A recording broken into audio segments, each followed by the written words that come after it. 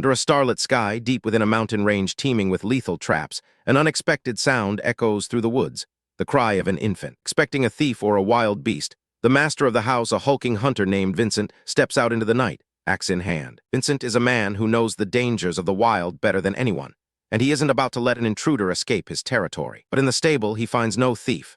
Instead, he discovers a helpless baby wrapped in white, abandoned at the door of the one man who could protect him. Vincent and his wife, Alina, take the child in, deciding in that moment to raise him as their own son. Legends in this land tell of a legendary mage who once brought rain to parched fields and peace to the suffering. 12 years pass, and that abandoned baby has grown into Cheyenne, a boy who is fascinated by the very tales of that legendary magic. While the village children mock his obsession with books and his scrawny appearance, Cheyenne's mind is always elsewhere, dreaming of the impossible. To reward his hard work, Vincent takes Cheyenne on a rare trip to the city of Krias, promising to buy him his favorite fruits. Despite his father's warnings to stay away from nobles, Cheyenne's heart beats for one thing only: the chance to learn more about magic. While helping a local shopkeeper, Cheyenne is pointed toward a nearby bookstore, a place he believes holds the secrets he craves. But the city's elitism hits hard.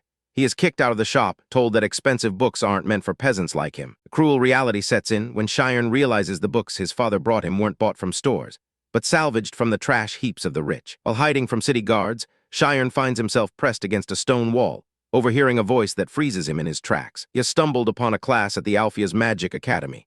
He listens as the headmaster explains that the most vital talent for magic isn't money or status, it's insight. Captivated by the lesson, Cheyenne is discovered. Instead of fleeing, a newfound courage takes hold.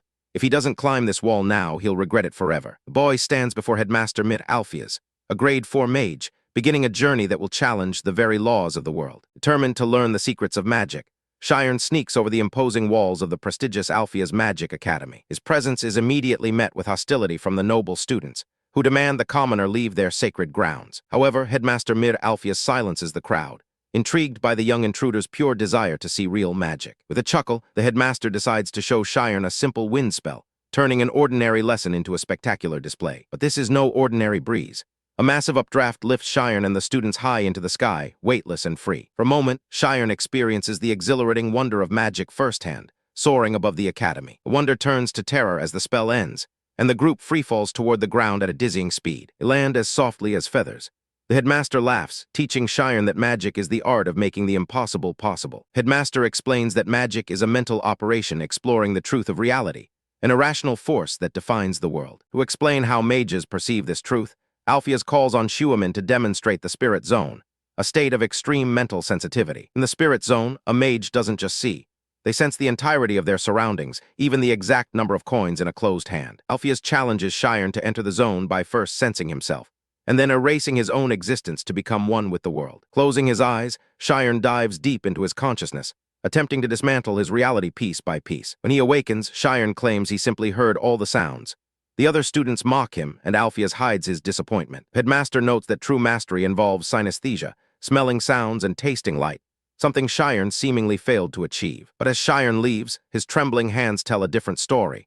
He didn't just hear the world, he felt it in a way even mages might not understand. Cheyenne's mind begins to slip into the spirit zone, a state where his consciousness transcends his physical form. He feels as if his soul is being torn apart, scattered like cosmic dust across the vastness of the world. Overwhelmed by the sudden influx of sensory information, Cheyenne runs through the city, struggling to contain his infinite expansion. Disoriented, he accidentally bumps into a group of local thugs who aren't looking for apologies, only a target for their frustration. The scene is interrupted by Amy, a high-ranking noble who watches the situation unfold with cold, bored detachment. Encouraged by Amy's presence, the thugs grow more violent, brutally beating Cheyenne while insulting his lineage. Finding the spectacle amusing, Amy suggests the thugs humiliate the boy further, treating him like common chattel. But as she watches, she notices Cheyenne isn't breaking.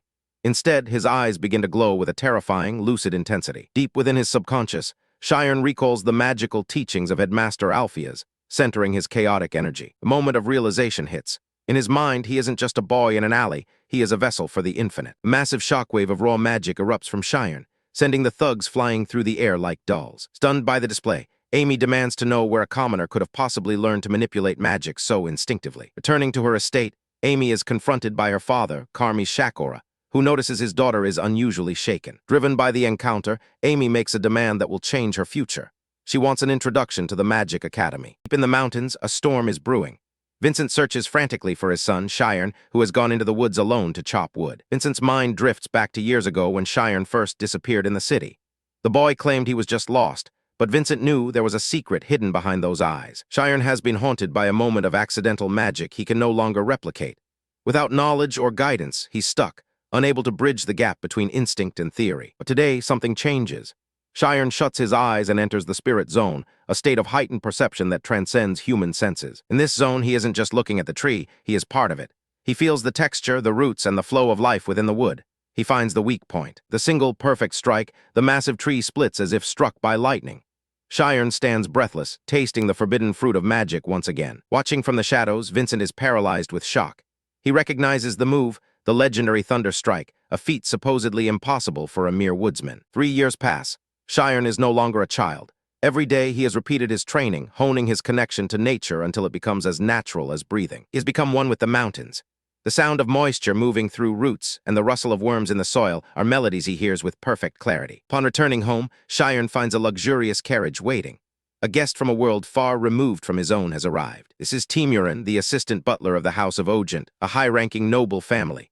He has come with a proposal or perhaps a demand. House of Ogent is moving their massive library of 10,000 volumes. They need someone literate to sort the books, a 2-year job for a commoner who can read. But there is a catch. The knowledge in those books is precious. If a single secret leaks, the life of Cheyenne and his entire family will be forfeit. Vincent's blood boils. Timurin mocks his son's dreams, assuming the boy is only after money and that a career is impossible for someone of his status. Guilt crushes Vincent. He remembers kneeling in the dirt, begging this noble to take his son, not for coin, but for the chance to let Cheyenne read the books he so desperately craves. Driven to his limit by the butler's condescension, Vincent snaps. He roars at Timurin to get out, refusing to let his son's future be defined by the cruelty of nobles. Furious at the cold treatment of his family, Vincent demands Timurin leave his house immediately, refusing to let his son be treated as a mere tool for the nobility. But Cheyenne, driven by his insatiable thirst for magic, shocks his father by accepting the dangerous offer. Timurin warns him. One rumor and his life is forfeit. Instead of resentment, Cheyenne gives his father a tearful smile, thanking him for the gift of opportunity. Vincent is left devastated by his son's bravery and sacrifice. A week later, the contract is signed in blood. Cheyenne leaves the mountains, stepping into a carriage that will take him into the heart of noble society. Arriving at the Ogent estate, Cheyenne is greeted by the Great Walkway, a symbol of the family's immense power and status in the Kingdom of Thormia. Cheyenne is led to his new home, the Great Library of the Ogents. His task is daunting, organizing thousands of books, but for him this is a sanctuary of knowledge. As he begins his work, Cheyenne realizes a profound truth. All knowledge is connected, and history is the backbone that holds it all together. He devises a secret plan. By mastering history first, he can accelerate his learning in all other fields, aiming to read every book in the library within 2 years. Working late into the night, Cheyenne is nearly caught by Timurin. The butler's cold exterior remains, yet he only warns the boy to maintain his appearance and cut his hair. Cheyenne collapses from exhaustion. Timurin watches from the shadows. He dismisses the boy as a dreamer, unaware of the magical spark growing within the young butler.